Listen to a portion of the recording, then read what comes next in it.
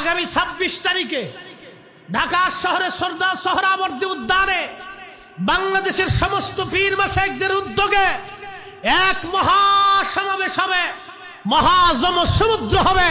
প্যালেস্টাইনের জন্য, বাইতুল আকসার জন্য, প্যালেস্টাইনের মজলুমদের জন্য, প্যালেস্টাইন ফ্রি প্যালেস্টাইনের জন্য, বাইতুল আকসার জন্য এক মহাজনসমুদ্র হবে।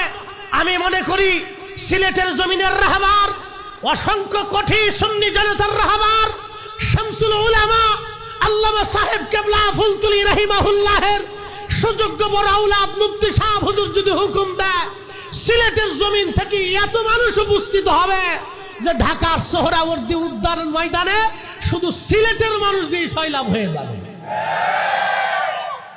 কি মনে করেন হতে পারে না?